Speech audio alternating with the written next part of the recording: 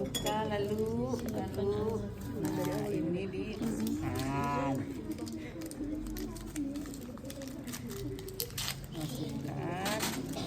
lalu ambil oksitosin. Oke.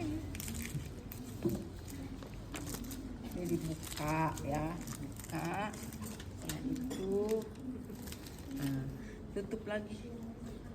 Setelah tutup baru pakai ya gitu nak. Oke. Kalau saya nggak usah pakai ini, nanti kalian yang pakai. Ya setelah itu baru cuci tangan pakai handscoon. Habis cuci tangan dulu, ini masukkan ke sini. Apa sebelum cuci tangan ini yang disiapin? Sebelum cuci tangan ya. Ini disiapkan alat dulu. Setelah itu baru cuci tangan. Habis cuci tangan pakai handscoon. Oke, saya pakai handscoon.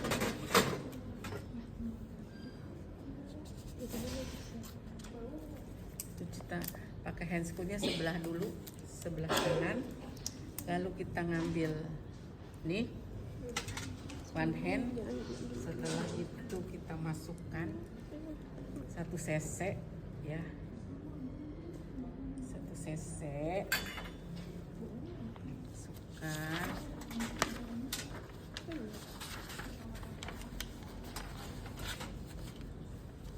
Lalu setengah kopernya dikeluarin.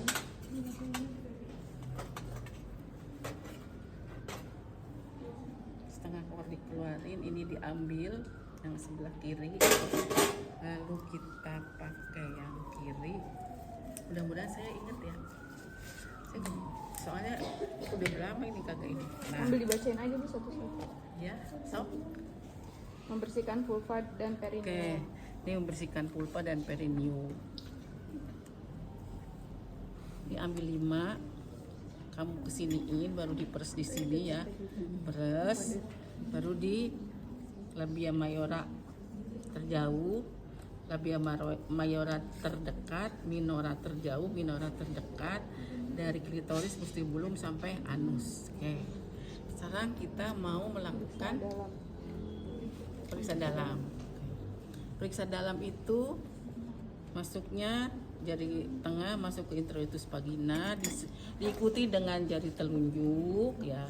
Kita lihat dulu. Tadi kan ikut membuka ininya. Setelah itu buka tangan kiri membuka labia ya. Tangan kiri membuka labia, jari tengah masuk ke introitus vagina lalu diikuti dengan telunjuk ya. Tangan kiri pindah ke pundus. Nah, di sini kita periksa vulva vagina tidak ada kelainan, terus porsio tidak teraba atau lengkap, persentase kepala, air ketuban positif, penurunan hot 3+, persentase kepala ubul-ubul kecil depan, molase tidak ada, kesan panggul luas. Ketuban masih ada kan? Kita ambil tangan kiri. Ini dimasukinnya masih begini nih, masukinnya begini ya, nih masukinnya begini, baru jadi kalian nggak boleh bolak-balik tangannya, tetap di dalam ya. Lalu kalau misalkan sudah dikaitkan, ini diputar lagi, dimasukin ke sini, lalu kita lebarkan. Setelah dilebarkan, lihat ada 3 yang diperiksa. Apa?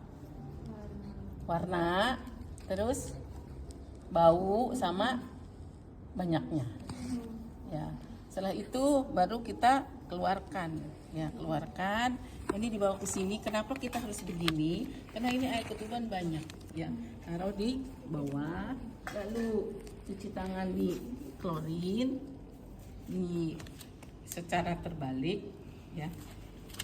Oke. Nah, ini di Periksa DJJ. Ntar dulu. Setelah itu periksa DJJ. Periksa DJJ pakai lenek. Ini buka apa puki? Tadi buka. Jadi ini di sini, ya. Sini didengerin sama tangan ini, dipegang tangan ibunya, terus dihitung. Kalau misalkan mau pakai dokter silahkan. Setelah itu baru kita ngasih tahu ibunya, ibu pembukaannya sudah lengkap dan ibu boleh meneran. Ya. Ibu yang mau datang, yang mau ngikutin, yang mau menunggu siapa? Yang suaminya atau siapa? Oh, saya mau ibu saya aja, ya. Kalau ibu saya ya ibu-ibunya yang dipanggil. Setelah itu kita ajarin cara meneran yang baik. Ibu kakinya ditekuk kiri kanan, lalu tangannya di lipatan paha. Tarik sejauh mungkin sampai mendekati dada ibu, ya. Setelah itu ibu tundukkan kepala, dagunya menempel di dada, tapi matanya tidak boleh tertutup. Oke, nggak boleh meram, terpejam. Nah, setelah itu kita udah kasih tahu jika kepala bayi sudah terlihat 3-4 cm, benar ya? Ya, benar. Jika kepala bayi sudah terlihat 3-4 cm di pulpa, lalu kalau ini mah boleh dipakai, boleh enggak, karena kan itu sudah ada alas ya. Kalau mau pakai alas boleh. Kain bersih dan kering. Simpan handuk di atas perut ibu. Nah, lalu kain segitiga, kain segitiga di perut, di bawah. Ini Bokong kenapa ibu. kita harus seperti ini? Nih, kita nih segini. Megangnya begini ya, naruhnya begini. Kenapa? Kenapa sebabnya? Di sini kan udah ada feses, ada air ketuban, ada darah. Kita biar enggak kena. Angkatin saya. Nah, dah. Jadi kalau Kan perlaknya udah dari tadi udah ada. Perlaknya kan udah ada.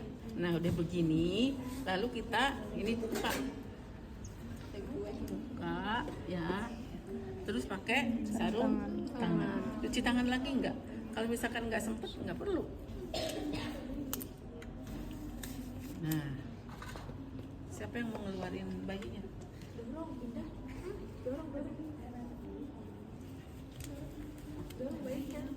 belum. Sinda terlalu bersemangat ini, Bu.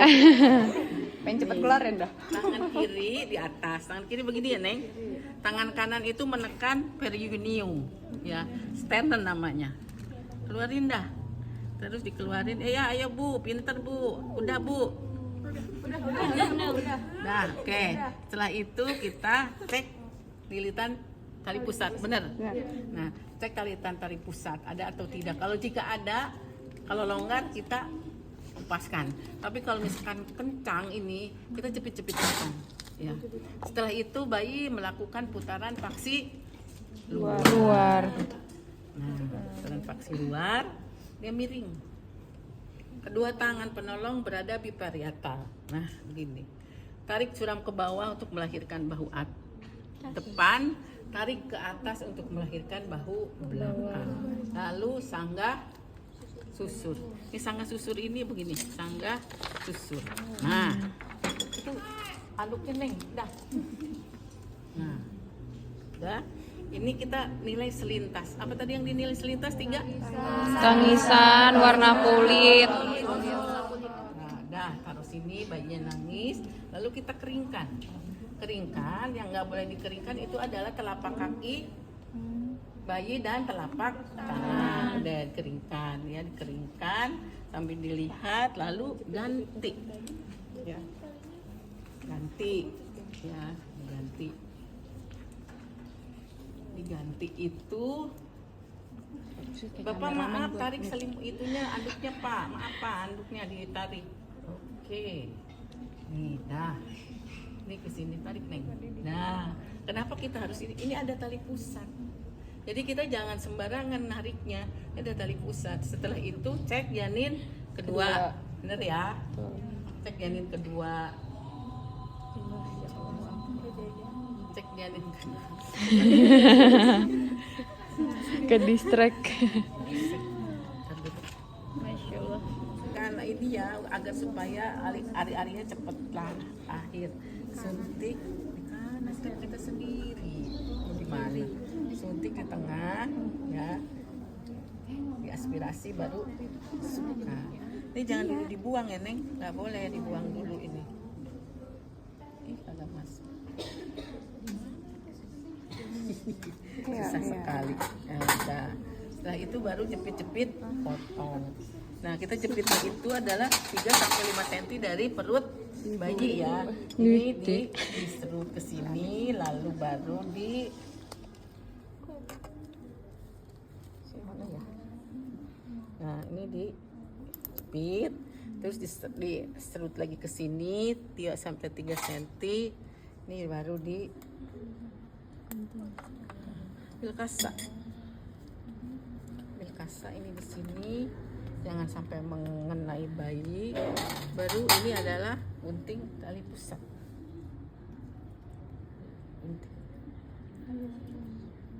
Ke sini, ini baru yang dikasih ini penjepit.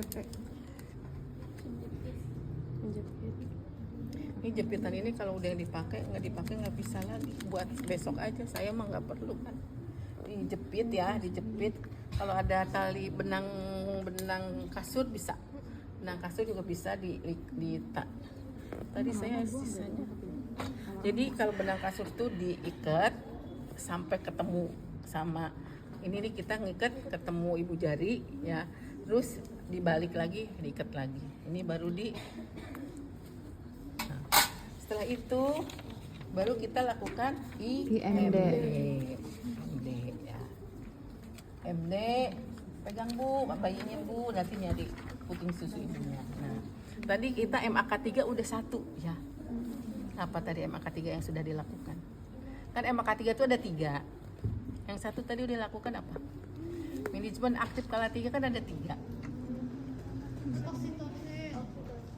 Pemberian injeksi oksitosin setelah bayi lahir kita udah tadi ya. Nah, lalu sekarang tinggal PTT, peregangan tali pusat terkendali. Ini diserut dulu, dipindahin 5-10 cm di depan pulpa. Kita lakukan PTT ini, meregangkan ini, tangan ini ada berada di simfisis pubis ya. Ini dorsokranial itu ditekan, lalu ditekan, didorong ke atas. Ini diregangkan. Pada saat kita lakukan PTT ada tanda-tanda pelepasan plasenta. Itu ada 3 juga. Terlihat uterus globuler. Globuler itu tadi yang bulat, terus tali pusat memanjang dan ada semburan darah secara tiba-tiba. Nah, kalau sudah itu kita tarik ya sini, didekatkan lagi. Ini masih di sini, kita keluarkan ya. Masih kepanjangan, kita tarik lagi. Kenapa harus didekatkan? Ditakutkan ininya putus tali pusatnya. Ini ditarik. Jika terlihat plasenta 2/3 di pulpa, tangan kiri pindah. Jadi lakukan secara diputar, ya. Mau ke sini mau ke sana boleh. Ini diputar sampai selesai. Setelah itu lakukan masase uterus. Yang kuningnya mana? Itu piring plasenta yang tolong. Murah banget. Nah, ya. Ini taruh dulu, lalu kita masase. Ya. Kita masase. Bu, ini adalah rahim ibu seperti ini bulat. Ini bagus. Nanti kalau misalkan ini setelah itu baru kita lakukan pemeriksaan perdarahan. Ya. Dan perdarahan itu ngelihat laserasi. Tangan gue kayak panas. Lihat laserasi.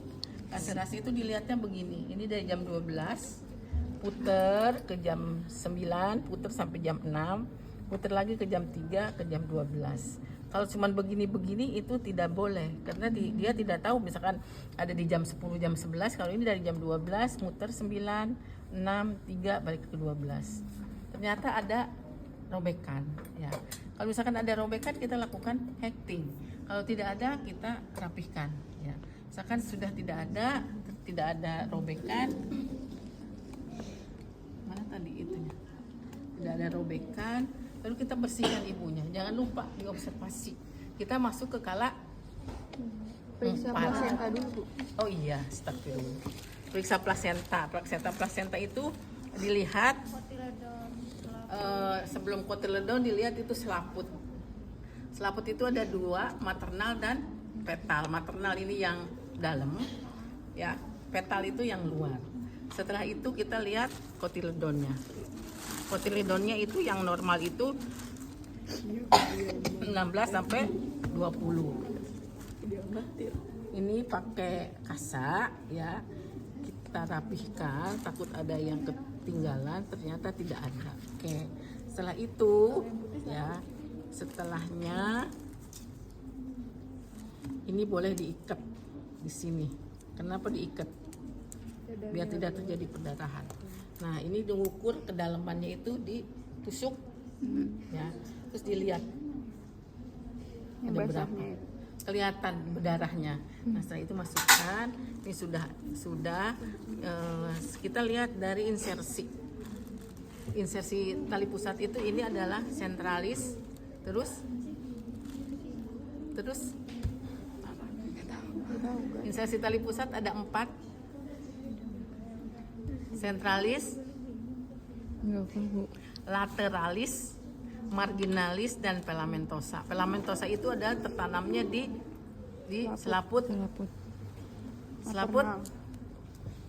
petal, maternal dalam non. Jadi ini sentralis, lateralis, marginalis, dan filamentosa. Nah, sudah kita ukur begini ya. Kita harus tahu ukuran kita berapa. Segini harus diukur. Terus diukur ini di gini aja. Nah, ada berapa. Dan setelah itu kita masukkan ke kendil. Nah, habis sudah, ibu sudah selesai, kita bersihin ibunya, mandikan. Ini itu biarkan IMD, ya. Biarkan IMD. Baru tadi mana Kateter enggak, Bu? Enggak, kan kita cek. Kalau misalkan kosong nggak usah, kecuali kalau mesin penuh kan kita cek dulu. Tadi kan dari atas dulu sebelum kita memandikan kan sudah masuk kala 2. Dilihat dari keadaan umum, tensi, nadi, suhu, TFU, kontraksi, pendarahan, baru kita bersihkan. Kalau misalkan kandung kemihnya kosong nggak usah dilakukan kateter. Tapi kalau misalkan penuh, ibunya suruh BAK. Kalau memang nggak bisa, baru kita lakukan kateter. Setelah itu kita bersihin itu dari yang tidak kotor, dari perutnya. Habis di perut dibersihkan, lalu ini di Ibu, maaf, ini kan nanti buat ujian ya, Bu. Nanti kateternya harus dipakai atau Bu? Kalau di sini ada kateter. Yang kalian yang harus pintar. Pada pemeriksaan kandung kemihnya kosong, kan tidak pakai kateter. Itu ya, jelasin kan ibu tadi ngomong. Dari hasil pemeriksaan kandung kemih kan pada saat setelah bayi lahir itu kan sudah setelah plasenta lahir sudah masuk kala 4 kan. Dilihat dari atas keadaan umum, terus kesadaran, ibunya tanya, ibu pusing enggak, terus setelah itu tensi, kan tensi pertama kan, tensi, nadi, suhu, TFU. Kan langsung pemeriksaan TFU, kontraksi, dan kandung kemih. Kandung kemihnya ibu kosong, jadi kalian kan kandung kemih kosong ngapain di kateter? Kecuali kalau kandung kemihnya penuh, baru dilakukan kateter. Ibu tadi kandung kemih ibu kosong, ibu nggak mau kateter, ya. Nah, setelah itu baru dibersihin. Ibu maaf ya Bu, angkat Bu, ini dimasukkan ke tempat yang kotor, kita bersihin semuanya. Udah dibersihin semua, pakai semprot-semprot, baru dikasang softtek. Ibunya dipasangin celana, kalau enggak juga enggak usah, tetapi harus pakai softtek yang sekarang pakai softteknya softtek yang pampers ya, celana ya, pakai celana. Terus sudah itu dikasih kasih kain, dikasih bajunya enggak dulu karena kan lagi masih MD ya. Setelah itu baru 1 jam pertama tiap 15 menit, 1 jam kedua tiap 30 menit ditulis. Udah. Terima kasih. Patograf. Udah, ada yang ketinggalan nggak, Non? Pemeriksaan bayi. Dan bayi nanti lah itu mah. Ini udah abis itu, kalau di sini langsung. Oh, langsung, karena kan IMD dulu dilihat, IMD-nya sudah bagus, IMD sudah dapet ya. Terus kita bilang sama ibunya, ibu maaf saya akan memeriksa bayinya, saya jangan bilang pinjem ya, Bu maaf saya mau ngambil dulu bayinya untuk pemeriksaan. Ya. Pemeriksaan bayinya sudah dilakukan antropometri dari berat badan, panjang badan, dari lingkar kepala, lingkar perut, semua kan? Beriin vitamin. Udah dulu, pemeriksaan dulu. Semuanya dulu diperiksa sampai refleks. Kalian udah belajar kan? Sudah refleks, baru diberikan vitamin K. Satu berapa mili? Dosisnya berapa? 1 miligram 0,5 cc. Kalau itu vitamin K1. K3 sama neoka. Ini K1 sama hepatitis B. Enggak, itu kalau nama obatnya neoka dan K3. Neoka, kalau neoka itu berapa? K1 tuh itu untuk ngomong untuk K1 itu adalah vitamin K pertama. Obatnya namanya neoka. Ada yang 2 mg, ada yang 10 mg. Kalau misalkan yang 2 mg berarti kalian ngasihnya 0,5. Tapi kalau yang 10 mg ngasihnya 0,05. Ya. Kalau nggak 0,01. Setelah itu dikasih Hepatitis B. Dibersihin sambil diperiksa itu. Kalau misalkan matanya kotor diberikan salep mata. Setelah itu dikasih vitamin K. 1 jam kemudian dikasih hepatitis HB0. Tapi HB0 itu sekarang katanya di rumah sakit itu nggak dikasih. Dikasihnya 7 hari disuruh ke puskesmas. Nah itu. Udah, setelah itu bayinya dikasih baju, dikasih ibunya, suruh rooming in. Rawat gabung lalu diberikan ASI. Udah selesai. Fotograf. Iya Bu, saya sampai gerah banget nih.